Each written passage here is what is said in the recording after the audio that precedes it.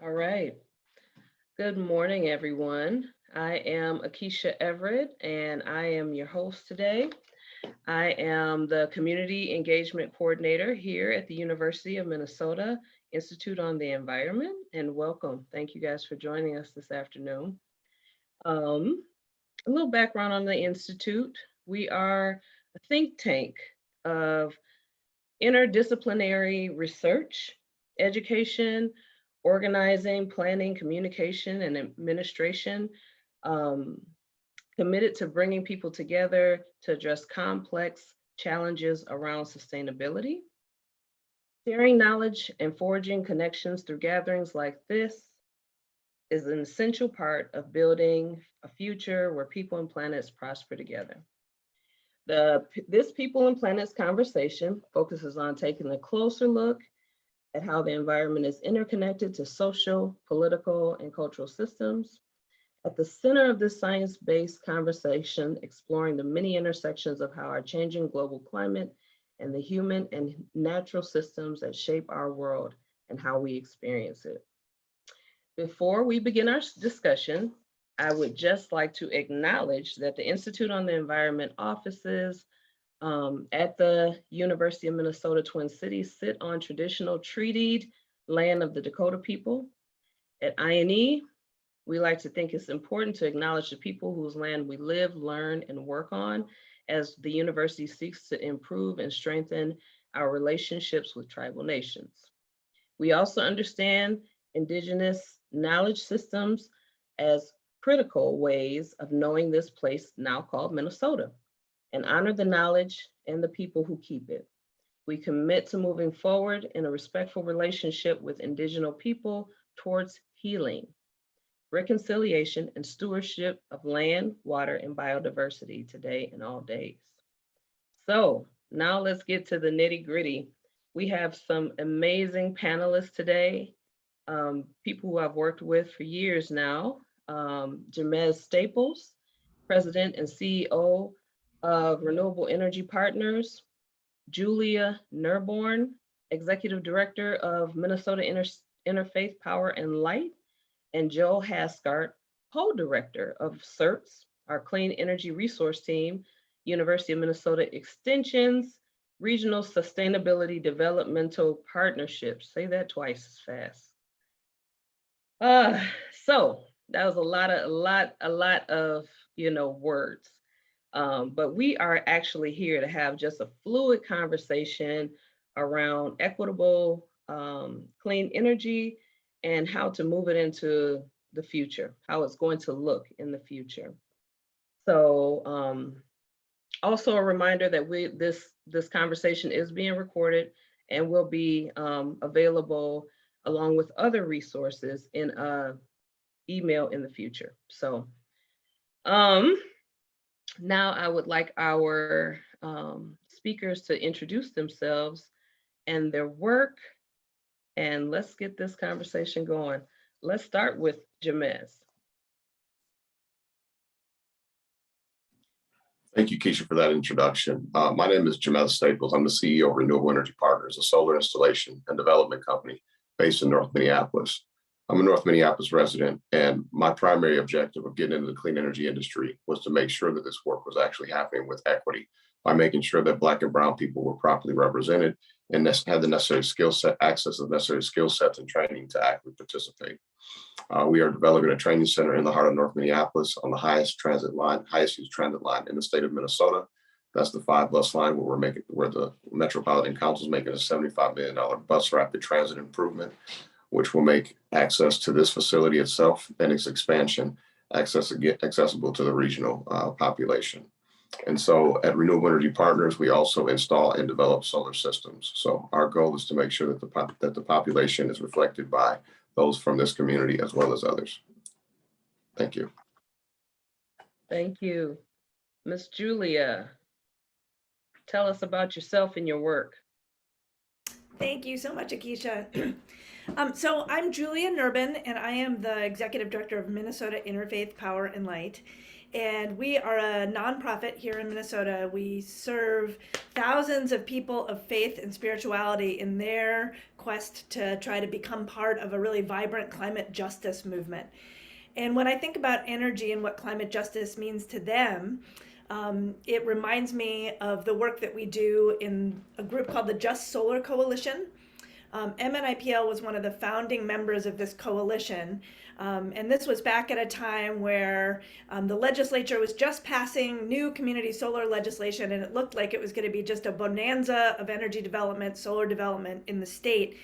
And nobody was asking questions about who that energy was going to be for, or how we would be able to build those projects, like Jamez says, with equity at the center. So some of the faith actors that I was working with came up to our team and said, can we as an organization only support projects that are actually helping to close the employment gap and solve some of the big social justice problems in this state at the same time that we work on solar? So we worked with a number of other organizations in the state, including Jamez, to try to develop a set of principles that would pull together sort of a central mission or set of values that would drive our work. So now MNIPL is involved in solar development and marketing. We work with folks across the state to try to put in equitable solar projects. And I just wanted to say I love this term just solar, because it refers to justice. Of course, we want solar that really centers justice.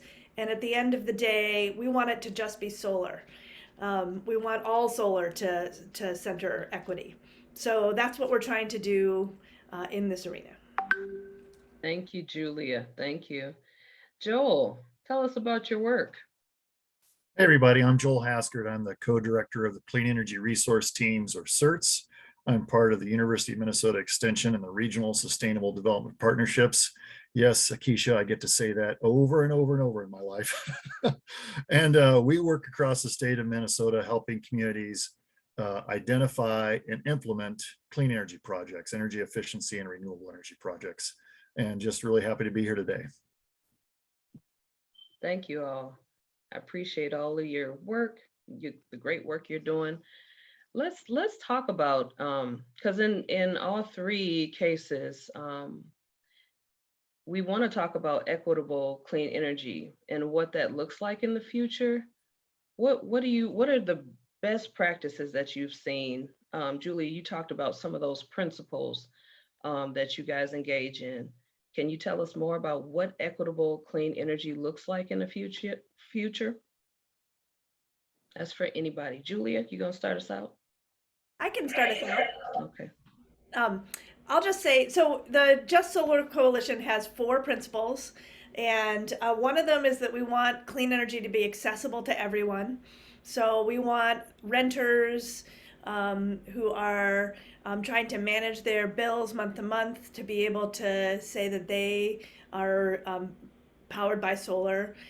We want folks in rural areas across Minnesota where there are not the same sort of incentives that you have in Excel to be able to access solar and energy efficiency.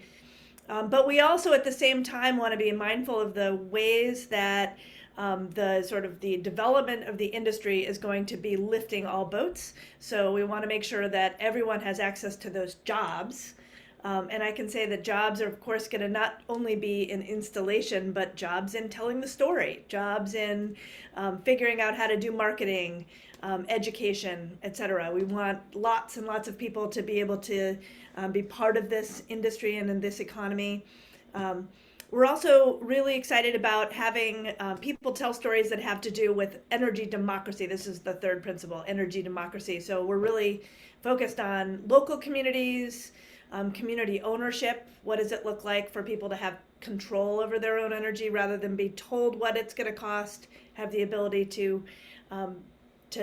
create their own scenario.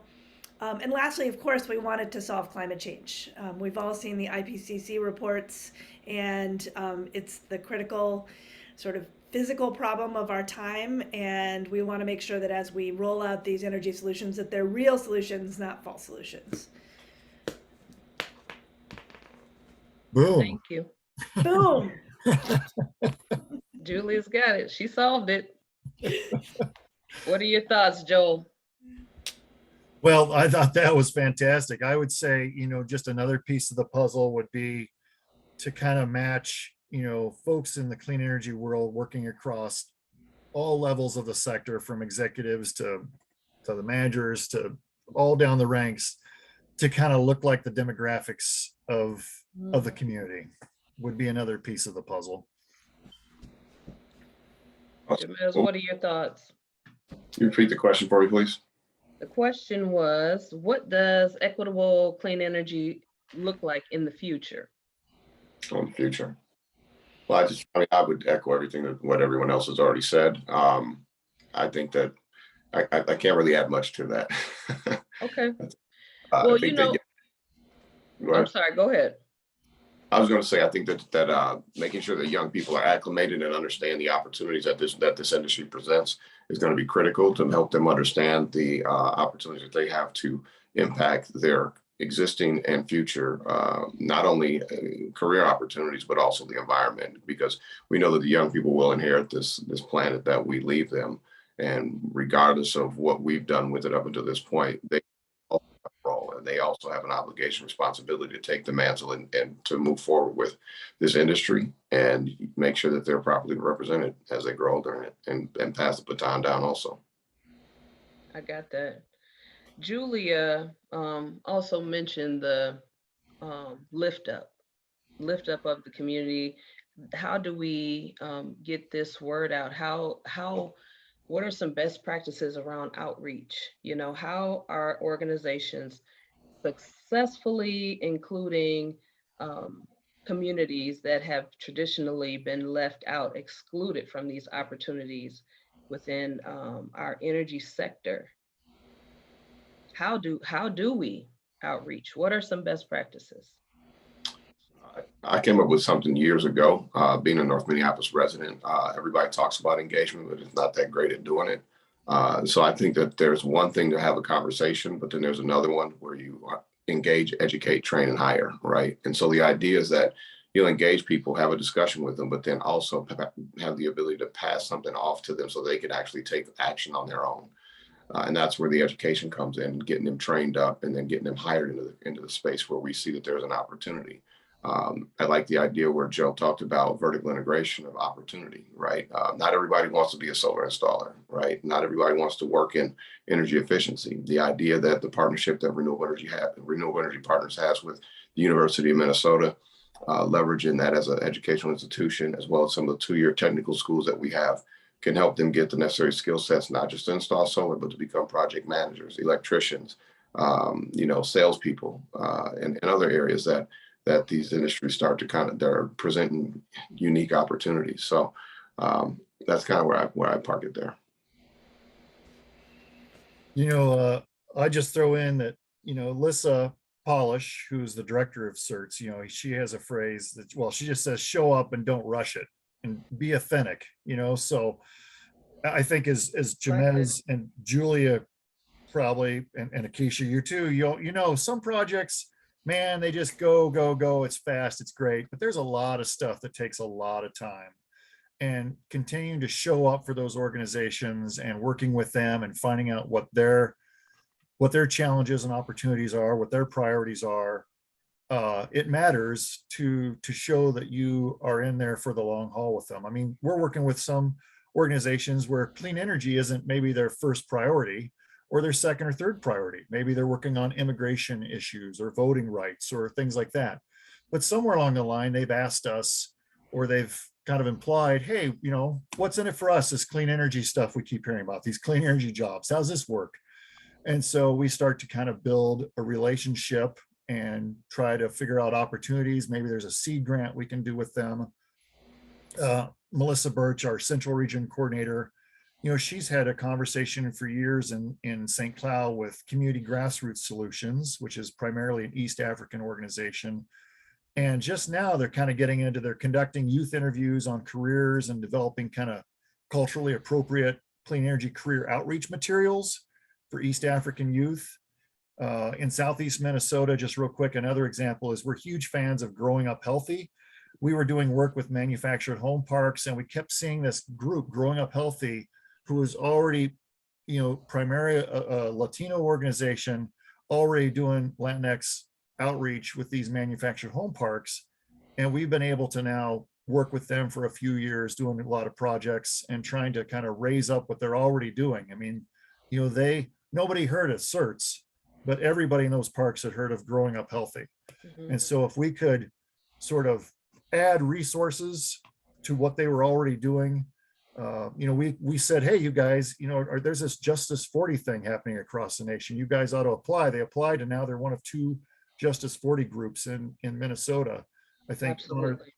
Honor the Earth up in White Earth is the other one. But anyway, show up, be authentic, and do the work to make that partnership worthwhile and worthy of the time that group has, because a lot of times they're understaffed, underfunded, and they don't have a lot of bandwidth to sit on a focus group. They're project oriented, project. We've seen that many, many a times. When you talk about partnerships, that makes me think about there's a lot of partners that are there, but who do we and Joel, you might be able to speak to this. What partnerships are not at the table? Who are we not visiting? Who is like doing work under the radar because they are understaffed or because they are, lack the capacity to do this high marketing campaign? I'm always and again, I shouldn't say there's tons.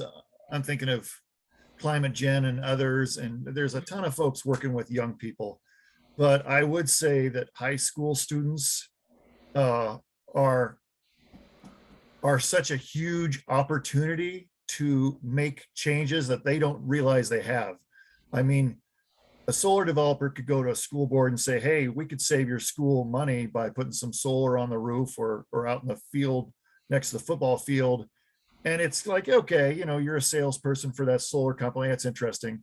You get the students to give a presentation to the school board and say, this is what it could do for STEM education. This is what it could do to save you guys money. This is something we're interested in. And it's a whole different ball game. So and there's this statewide, Solar for Schools program going on, which is super exciting.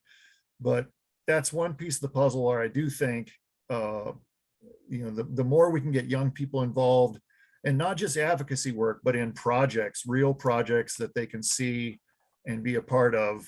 And that also, I think, then opens up their minds to what's available in training and jobs in the future for them.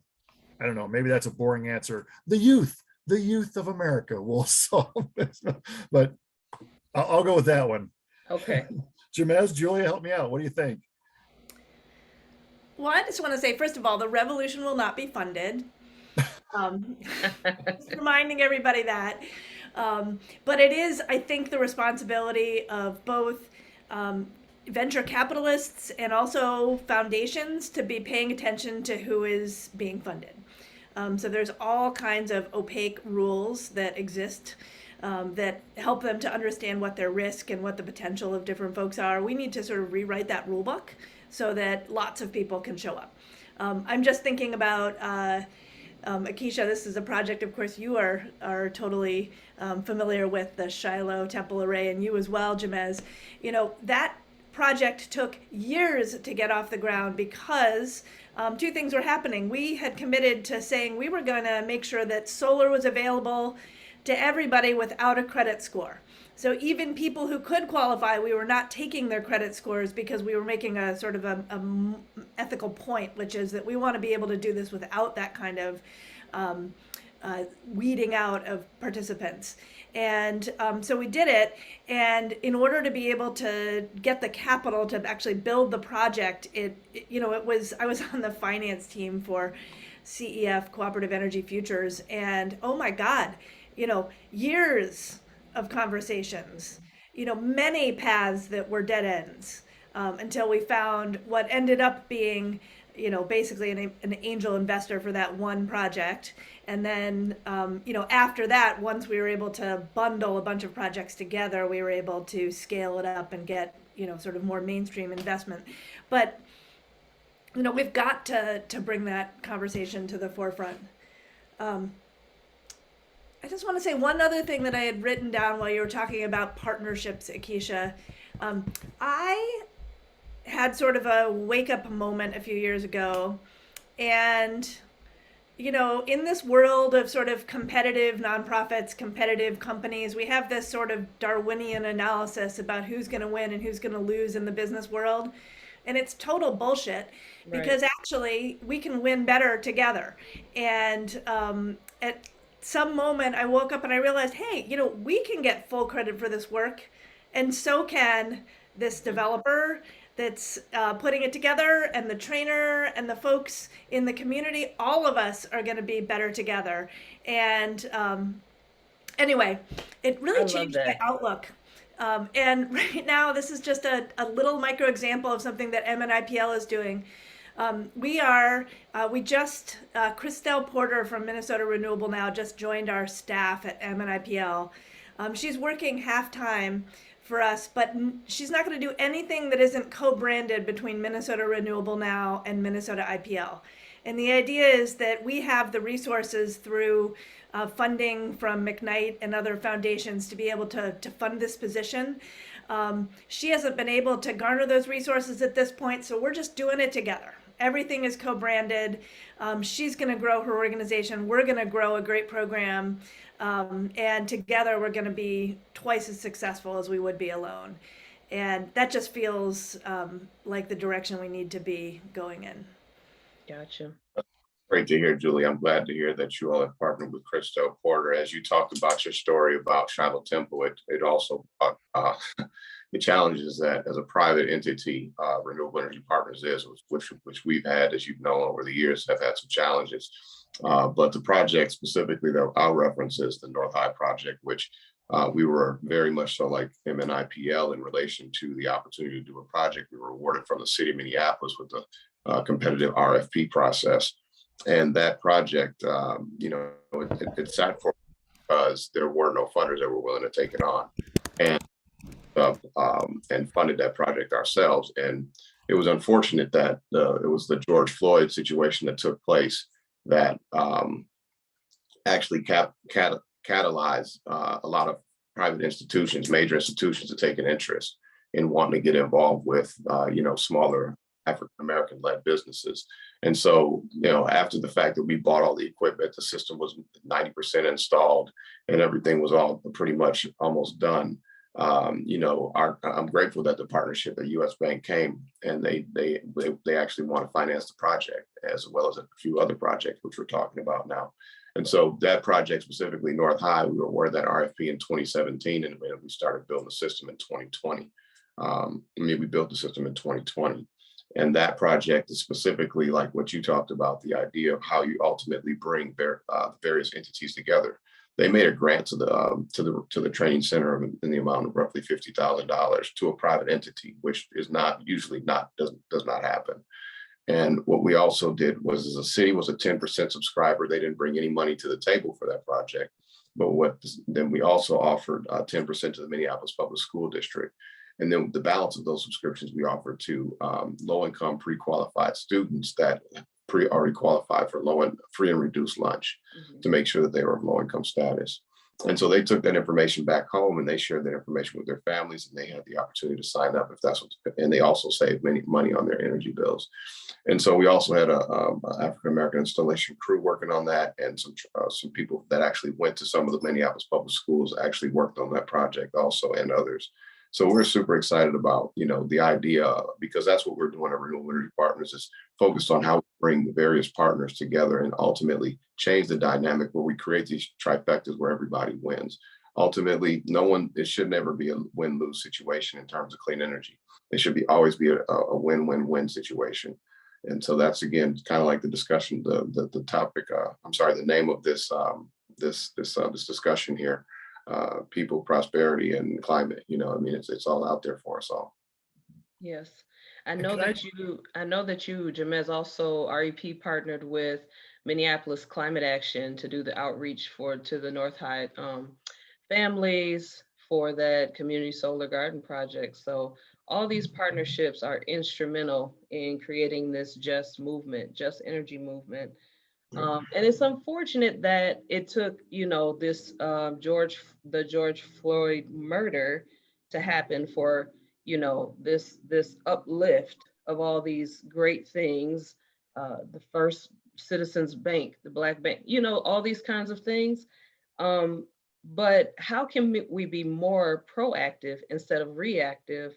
How do our local government support equitable pathways to clean energy careers? Like, how can they support them? Give them the action steps. Joel?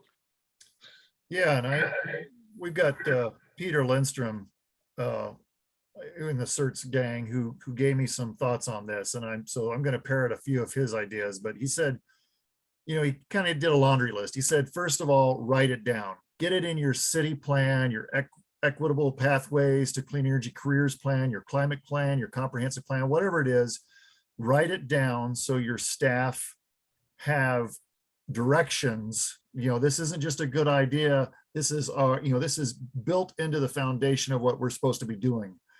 He said, the other thing is make sure you're requiring prevailing wages.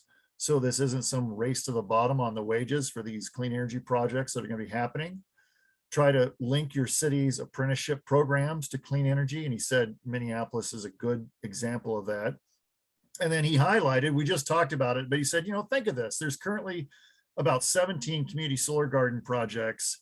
And a shout out to Cooperative Energy Futures again for leading the charge in this in many ways. But there's about 17 community solar garden projects that are targeting sort of low income, under-resourced subscribers. So the one we just talked about, the Minneapolis Climate Action Plan, that had Jamez developing it. It had, I think it's S3 Solar, Black-owned solar developers building some of it. Some of the subscriber outreach was done by Christelle Porter, who we just talked about, and it's hosted at North High School. I mean, that is a phenomenal example. I mean, that to me should be a nationwide example. We got to get that. Come on, Excel, get that sucker interconnected would be one of the things I would throw out there. But what a project. And then, the other thing would be, make sure that the local governments, if they're doing a community solar garden, make sure that not only maybe they're getting like 10 or 20% of the production, but then they also become a backup subscriber for like 10% of it, so in case a low income subscriber fails to make a payment, then the city assumes that subscription until the community solar garden can find another low income subscriber to take the place. And I think they do that with the MnDOT Ramp A over by Target Field, I think is an example of that. And then a little shout out, CERTs has a model RFP for local governments if they want to do that kind of hosting and subscribing. We have a model RFP they can use that includes those provisions, and we'd be happy to share that with any city or anybody who wants to connect with their city to kind of figure out how to do a community solar garden like that. Well, Joel, I'm done. I just wanted to say thank you for adding the balance of the pieces that I forgot to mention about the North High Community Solar Garden. The city is a 10% subscriber, and they are the backup subscriber, and there was no down payment requirement. There is no credit check. So that's what we were making. That's what we are doing to make sure that there's access to low income community solar gardens. But I want to touch on one of the things that you talked about in relation to Peter Lindstrom, who sits on the Metropolitan Council, who's a part of your team, who was very instrumental in helping us receive some of the funding for the training center. So a big shout out to Peter and the Met Council. So thank you for that. But the policy conversation is critical. Making sure that these community solar gardens or solar has, if a city or a state or a county is going to do community solar gardens, what I strongly encourage is that they ultimately make sure that the policy's there, but also that they have policies that require low-income participation, as well as minority workers on the project, or even the possibility of as a part of the development team. Because ultimately, these things just don't happen. You have to be very intentional. And the only way that you ultimately make it happen is by, measuring it, right? And so focusing on the idea that we're going to have a specific number of workers, a specific number of low-income participants. And that's where Minnesota missed the boat with the legislation of the community solar gardens, because there was no provision, no requirement that there be low-income participants. And so what we watched happen was a lot of the major corporations were able to go completely offline and basically do a shift of cost shifting. And so the lower income people who paid disproportionately more of their income towards their utility bill ultimately end up paying more because these major off-takers have went offline. So I think that it's imperative that we look at the idea of the policies, and that's why I sat on a couple different committees, but still currently on the Energy Vision Advisory Committee for that advises the Clean Energy Partnership of the City of Minneapolis, but also the energy that was the energy diversity working group that was oversaw by the Public Utility Commission. And so, it's all about diversity for them, because if we don't start to get more people from diverse communities engaged in the energy space at large, we won't have an energy workforce for the future. Thank you, Jamez. Julia, you have anything to add? Well, I do. I just want to say, the energy sector is, I think that if you were to look at the participants in this webinar today, we might be a little bit different from the average person in the world, right? We kind of like things like kilowatt hours conversations and spreadsheets and things like that. Unfortunately, everybody out there is not necessarily thinking in that way. And so one of the disciplines that we've adopted at Minnesota IPL is to always be trying to think about every project we engage in, everything we organize. What's the three-legged stool of engagement? How can we engage people in ways that are relational, in ways that are really working on the systemic change that we need? So the laws that Jamez is talking about that needs to be changed, sort of the overall cultural norms about, how we treat each other, et cetera, systemic change, and then practical change, the work of, getting, into the wall to put insulation in or up on the roof or whatnot. And so it's only through having something for everybody that you can create vibrant teams that are going to be able to take this on. So I'm just thinking about, we have a relationship with Pastor Alika Galloway, who runs the North Side Healing Space, which is just off of Broadway. Just worked on a solar array with one of the new development projects that we've been working on at MNIPL is called Lake Street Solar. And so I think we did 150 kilowatts in 6 projects last year in 2021. Alika had 2 buildings within that portfolio. But as we were doing it, we had to remember that this was not just a project that had to do with kilowatt hours.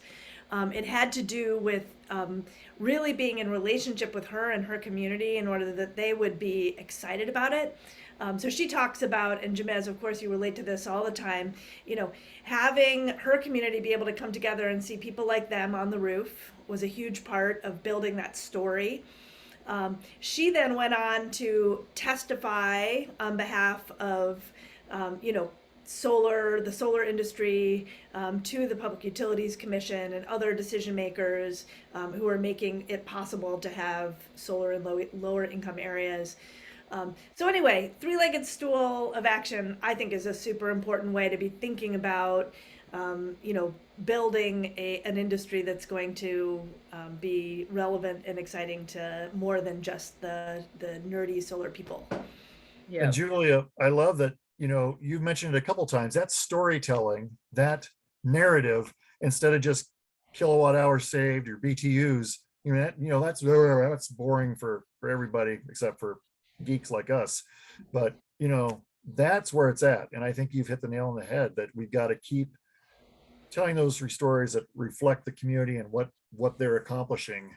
There's a lot of doom and gloom out there if you want to look in the climate world in general, but there's a lot of amazing positive stories if you want to look at the answers that are happening day by day in the clean energy sector. Totally. We had on the 14th of May, we did the Just Solar Coalition did a tour in central Minnesota. We were up at the Bacchus Pine River High School and saw the array that they did up there. And then we went to see a couple of arrays in an innovation center in in Bacchus, which was the Hunt Utility Group. Went down to a farmer in Brainerd, Boysenberry Farm, and saw his array. I thought that this was going to be lots of people from the Twin Cities who were energy enthusiasts coming up to central Minnesota, and that largely it was sort of a hostile central Minnesota region. And as it turns out, the majority of people, the vast majority, there were a couple of people from the Twin Cities, but mostly it was folks from that region who were so excited to hear the stories of these folks who succeeded. And so, they had all kinds of technical questions, right? And at the end of the day, they need to understand what are the policy incentives that are going to make it possible for me to be able to do this in my area, which is in Alexandria or in St. Cloud or in Grand Rapids. The story is a little bit different in each of those places, but they sort of learn to ask questions by hearing people's stories. Thank you, Julia. Now we have talked about like people's existing work, the things that are already happening. We talked about a little bit about the outreach and how we uplift and partnerships. We talked about, education just a little bit, and energy democracy, how we push this through our local governments. I want to talk about, and what we have some questions about, is the economic benefits and how does solar, how is it an equitable economic benefit for community members so that they're not trading benefits for renewable energy programs, right? That's one of our economic things we want to talk about. And number two is the economic benefits of what we've been talking about, is this workforce and this pathway. There are, what I see in the chat, these Century College and Minnesota West Renewable Energy Technical College training programs, but there are training programs, renewable energy training programs, right in our own Northside neighborhood at Renewable Energy Partners. So I am going to lead the floor in talking about economic benefits to kind of move us along here. And I think that is one of the key things that's going to, lift up our clean renewable energy story, because then it intrigues people who are dealing with homelessness or looking for jobs, or if we can turn that corner, I think that will help us. So what are your thoughts? Well, I'll take that right away, Akisha. As you know, the tagline at Renewable Energy Partners, our mission, and we're a mission-based company, and our objective is to address climate change and poverty. And that came from Van Jones back in 2006, but he just never really picked up the mantle and ran with it. And so what we've focused on is how do we engage folks and meet them where they are, right? And be it North Minneapolis or a rural community, wherever you may be.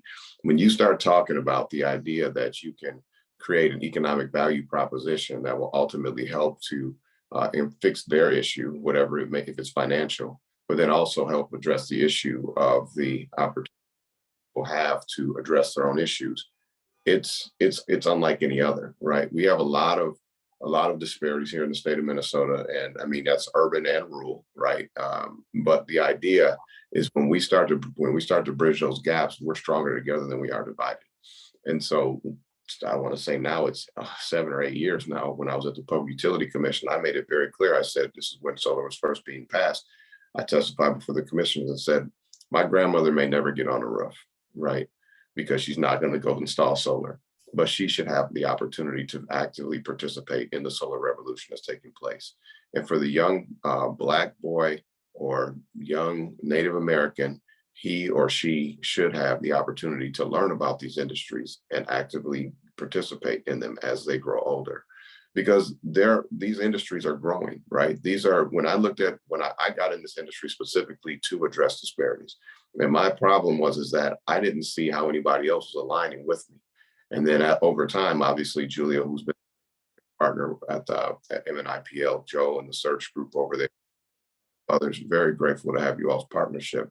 But it requires us to do a better job of working together, opposed to just kind of like in our vacuum and getting on a panel like we are today and then finding out about what we've been doing collectively later after the fact when we could have been working together the whole time. I have a Alyssa and I were just talking, I have a memory of when we did the CERTs statewide conference in 2018, which was the last one. And we were talking about, energy efficiency and income eligible households and how we could reduce costs by, a few, some dozens of dollars a month and a few $100s a year, which would make a big difference in their lives. And Jamez, you stood up and said, hey, that's great, but wouldn't it be better if we could increase folks' income with a better job? And I'm like, yes, that would be better. Anyway, power to you. And then I would just also say, think about all the organizing and job creation. And every time, Julia's organization works with a congregation, I mean, that is, there's such a powerful organizational opportunity there, because there's all these places of worship, and all these buildings are, a lot of them are older. They could use energy efficiency upgrades, and by golly, they could then top it off with some renewable energy to even further reduce their energy costs. So, think of the hundreds of projects that have happened in that way. And we're going to need all kinds of workers for this. I mean, we're currently, cold climate air source heat pumps. We're scouring the state of Minnesota to find electrical contractors who are comfortable and confident with installing cold climate air source heat pumps. So, there's a wealth of opportunities in this area. You got to give the MnSCU folks credit. Scott Randall over at Century College has been banging out, solar instruction for years. Bruce Peterson down at MWET, we just talked about the MnSCU program he's got at Minnesota West down there. If you want to be working on a wind turbine, they've got jobs, ready for you. Now think about what Jamez has got going up in North Minneapolis. The MnSCU system has the Energy Center for Excellence, which is Rose Patzer. I've got, I want to give her a shout out. There's a lot of things happening in our tribal nations. Think of Bob Blake working out there, not only with Ralph Jacobson on some solar up at Red Lake, but also now he's got a contract to connect some of these tribal nations down into South Dakota, even into Minnesota, with electric vehicle charging stations. And then, I'm just doing a little bit of, I'm just so excited by what I see. CEE just recently worked with Excel to do sort of a home energy career paid training system, which I think would then get people into their home energy squad program to be an energy auditor or insulation contractor. So the opportunities are there. It's kind of tough to, if you're just a person on the internet Googling around, it's hard to figure out where and what to find. And I feel like there's an opportunity to try to synthesize that better. I mean, CERTs has a job board that it's right front and center on our CERTs website that we update all the time, but we've had a heck of a time keeping the careers page updated because there's so much happening. I don't know. Yeah, I'll talk a little bit about what I saw happening with Block Power out in New York. What they've done is they've created they're aggregators of entities, kind of like, opposed to just doing one little house or one little commercial building at a time. What they've done is they've actually aggregated a lot of those entities together and put together projects. And then what they've done, there was a recent press release that, not even a press release, just an article, I think it was in the New York Times, where they were recognized because they were able to help reduce recidivism rates because of the people that were getting into the training programs and actually going to work from, and gun violence was down and people going back to jail, right?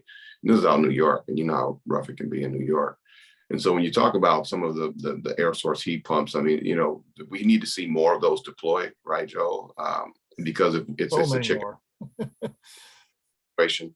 If we don't have a workforce, we'll never have the opportunity to get the technology deployed. And so that's what we're doing here on the north side, where we've deployed it was an expensive system, but it was very much so well worth it in relation to, we're still working on it. We deployed the Darcy well system, single well system that will ultimately heat and cool the building. We have 174 kilowatts of solar on the roof. We have electric vehicle charging stations and the battery storage project, which is in partnership with the University of Minnesota. In addition, we're managing all of our stormwater on site. So the build is a living laboratory. I mean, I heard you mention Scott Rana, who's a great partner of ours, in addition to Rose Patzer. The Minnesota Energy Center is a great institution for gathering energy training programs. We're just trying to find ways to work with them and get them to come to the north side. So maybe you could have a conversation with some of the folks over there, how we could ultimately get them to bring them. But the city of Minneapolis has stepped up in a major way because they have a 100% renewable energy goal. And they also say they want to do it with equity, and now they're putting their money where their mouth is by sponsoring programs to actually help make that come to fruition. So we're very grateful and appreciative for the partnerships, in addition to the partnership with Excel around, even though we've had some challenges with some interconnection agreements, about them getting behind some of our work. So, you know, there's a lot of opportunity here, right? And, you know, the more that we can point in the right direction around this issue of climate and opportunity and tying the two together, I think that we have a fighting chance, at least with this industry, to address a substantial portion of those disparities that we have unfortunately bared for years. You know, I also think about this high visibility campaign around vaccines for COVID. How about we have a high visibility campaign around renewable energy and trainings, and, you know, because I mean, my son was talking to me about vaccine, and I mean, it was just inundated on all social media, on TV, on newspapers, and professionals were talking about, you know, so the high visibility thing, I think, brings people, you know, it uplifts what we're trying to do. As we're closing out, though, I want to know from you all, this expert panel, what does success look like? What does it look like in your eyes for us to build an equitable, clean energy future? What does that look like? It's not a trick question. I guess I can jump in. So I didn't want to jump on this one, so go ahead. I'll start us off. I want to just I'm gonna answer your question in 1 second, Akisha, but I want to say one thing that I was hoping to say today, and I want to make sure I say it, which is that when you think about where we are in history, you know, the uprising and the murder of George Floyd and the COVID and the recent IPCC reports, I mean, we're really in a difficult place right now. And what's happening is that people are waking up and they're starting to understand that the economy that we have right now is an economy that has been built on stolen land, with the labor of stolen people, and that has sort of at its fundamental level this idea of disposable things. It's disposable natural resources. Even the fact that we call it natural resources is crazy. It's like the totally wrong word. It's not a resource. It's the earth. But we need to totally shift that mentality. And, you know, I've been working recently with Eighth Fire Solar out in at the White Earth Reservation. And, you know, the Eighth Fire is this idea that there's two roads. One is scorched and, you know, represents this sort of capitalist thing that we've been doing. The other is green. And we have a choice. Which road do we walk down? And so we've probably heard, if you know Winona LaDuke, she says this story all the time. What I didn't know that I just learned was that at the end of the day, that narrative, the answer is not, let's just pick the green road and run down it as fast as possible, right? Which is what we've been talking about. We do need to pick the green road. But actually, at the end of that story about the Eighth Fire, the answer is actually not to pick either road. It's to turn back to the relatives and to listen. And and it's not only human relatives, right? It's to the eagles and to the wild rice and to the water, and to the elders in the community, and listen. So stop for a minute and listen. And that's how we're going to be able to understand what this green road is. So when I think of success in the future, of course, it's a time in which my grandchildren might be telling the story of this incredible moment in history where we got to choose the right thing, right? To choose to go away from this capitalist brown, whatever, black earth, scorched road and turn onto the green road. But how that's going to happen is because we turned into a group of people who listened to each other, to the children on the playground, started to understand that all of this is our community and all of these beings are our relatives. So in any way that I appropriated that story, my apologies, but it has been such a powerful way for me to think about how Minnesota IPL can move forward. And that's really through listening. Julia, 1 second here. We had a question from UK. Someone interested in how does a solar farm model fare in more urban environments? I'm in London, for instance. How could that translate in different built environments? So I know we don't have time to answer that question, but if you guys have resources that we can add into the chat or send in a follow-up email to everyone, that would be great. So as we're closing out, think about that. But to Joel and Jamez, what does success look like for you guys in a equitable energy world future? Well, for me, it looks like all young people having access to necessary information, having an opportunity to at least even know what, learning more about what solar is, understanding the environment, the impacts that they themselves can have on the environment, them seeing themselves with an opportunity to work in, be it, clean energy, energy efficiency, engineering, whatever it may be, where everybody is properly represented, no one's being left behind. It's only because, I look at the failure of our public school districts here in the state of Minnesota that I'm so disappointed. And, if I talk to any of the schools that I've may have been to, I hear nothing about any solar, and hence the fact that North High is where I graduated from, as you did, Keisha. And it was an honor to be able to put solar on the roof, but to know that they don't have a solar curriculum to go along with it is very disappointing, right? And so we're working with North High School on that. And I think that it's imperative that that should be a requirement to make sure that, be it solar energy efficiency, they should learn about the old fossil fuels too, about how negative they were to the overall environment, right? And so, and making sure that they have opportunities to work in these industries as they grow and go through their educational journey. So I think that for me, that's something that's imperative, making sure that everybody has equal access to the opportunity, because the key reason why the training center became a thing was because there was no access to the training. It was 2 hours away to Century College, where Scott Randall works, and it was 2 hours away to Dakota Technical College, where the line worker program was. So, to me, it hits home, because had I had these type of opportunities for myself coming up in high school and as a younger person, I probably would have not taken the longer path to get to where I am today. Thank you. Joel, you got 1 minute. Doggy. All right. Give us the boom statement. Clarissa in the UK, roofs on schools, roofs on places of worship, roofs on parking ramps.